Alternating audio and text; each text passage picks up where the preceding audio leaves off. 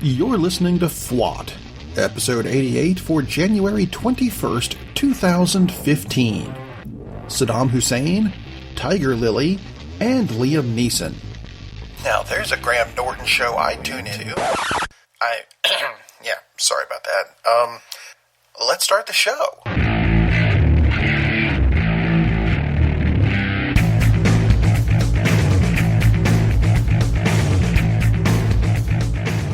Welcome to FWAT. I'm your host, Rob Steele, and this is the show that gives you all the news you need to know, and probably some you don't, all in about 10 minutes.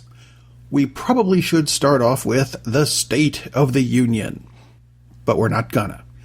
I'm actually gonna wait on this until Friday. Why? Because it'll take time to digest properly and see how much of a hissy fit everyone throws. Then that's probably what I'll be poking fun of. I mean, come on, MSNBC.com already ran an article stating, a combative, polarized GOP has taken control of Congress and made it clear that they have no plans to help the president accomplish his goals, no matter how much they could help the country. So let's start instead with Iraqi leader Saddam Hussain, who ordered the invasion and occupation of neighboring Kuwait in early August 1990, causing then-President Bush I to invade, and lo, we had Gulf War I. Bush cited the loss of life as the key contributing factor to the invasion.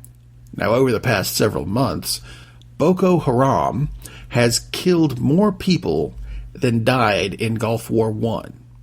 Now, what are we going to do about it? President Obama wants to go help, but someone's getting in his way. I wonder who could that be. Why is a good question to go with that. My guess is there isn't enough oil in Nigeria to warrant helping these people. So let's look back at that contributing factor of Gulf War I again. Was it really the loss of life that was the contributing factor? Or was it all the oil the GOP got rich off? Let's ponder that. Do you remember a few episodes ago when I mentioned the impending war between the BBC and Netflix? Well, apparently there was a revolution or something, and Doctor Who, Top Gear, Torchwood, and all their friends are going to continue to be on Netflix for the time being. Well done to everyone who put in a good word for some of what I think are the best shows on TV. And speaking of TV, I have to admit I'm a bit disappointed in my local news. Saw a commercial Monday that said the following.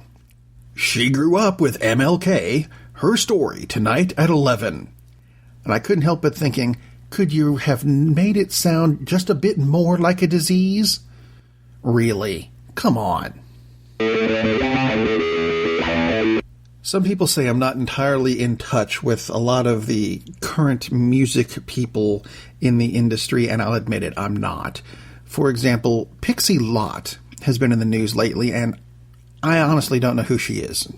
Cute blonde, that's the best I can go with. But she's come under fire lately because she wore a Native American costume to a party, and some people said that that was distasteful, that she was making fun of the Native American society, and they completely missed the whole point of her wearing the costume, which I found out quite easily in the first line of just about every article written about it, which was, she was going to a Peter Pan-themed costume party dressed as Tiger Lily. You remember Tiger Lily? She was, and I think I can phrase it this way, the other girl in Peter Pan that wasn't Wendy. Now, if that's offensive to Native Americans, honestly, take it up with J.M. Barrie. That would be Sir James Matthew Barrie, the guy who wrote Peter Pan in the first place. I mean, you can try anyway, but he is a little bit, dead.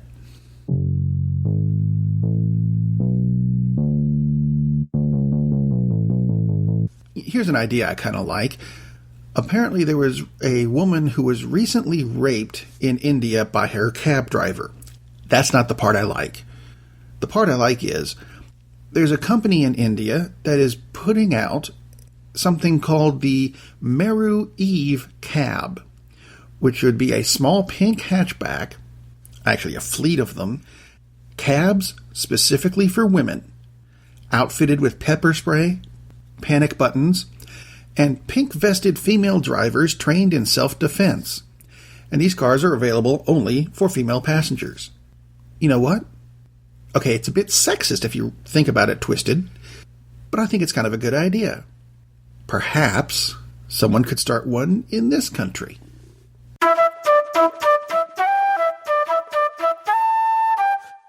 Gunmaker Para USA has decided to boycott Liam Neeson's movies in the future. Now, Liam Neeson of late has been doing lots of blockbuster movies like the Taken series or the A-Team, in which he uses lots of guns. However, he recently told a Dubai-based Gulf News, "There's too many guns out there." You know what? That's a quote. Love it. He says the population of the U.S. is 300-something million, and there's over 300-something million guns out there. And it's just ridiculous. Because every time you pick up a newspaper, there's another article about yet another few kids have been killed in schools. You know what? I agree with him. But Para said, "Oh, you just don't understand the Second Amendment and American liberties." Yeah, you know what? I don't think they understand the Second Amendment, which was written in a time before police departments when people had to defend themselves. And they don't anymore. But I digress.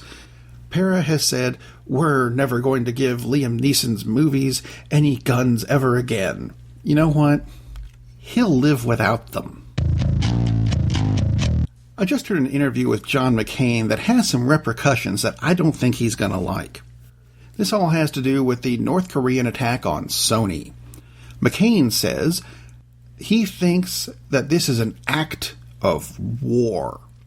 Well, in that case, we recently found out that the NSA cyber-attacked North Korea a few years ago, so we had apparently already declared war on North Korea. Also, with the Sony attack, apparently North Korea is at war with Japan because Sony is a Japanese company. And since all these are cyber attacks, I would like to ask all the governments involved to limit themselves to using only cyber soldiers like Solid Snake and Pac-Man and maybe that little guy from the General Insurance ads.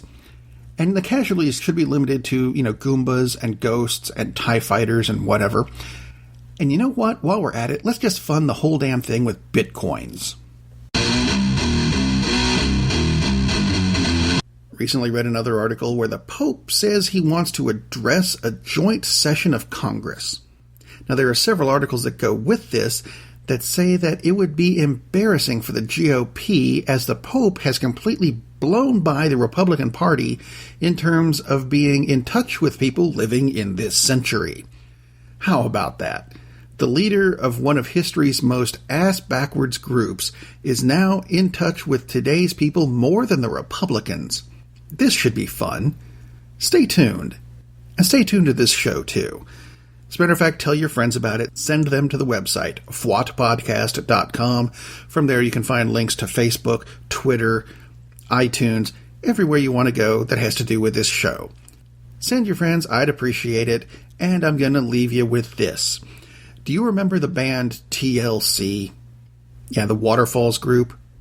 Well, apparently, they are wanting to get your money through a Kickstarter so they can release their last album. Really? There's a complete lack of sympathy on my end because they made how many millions? And they don't have enough to release an album. How much money did you guys just waste? Really? No soup for you. I don't even like Seinfeld. And yet, you get the phrase. Have a good rest of the week, everybody. I'll see you on Friday.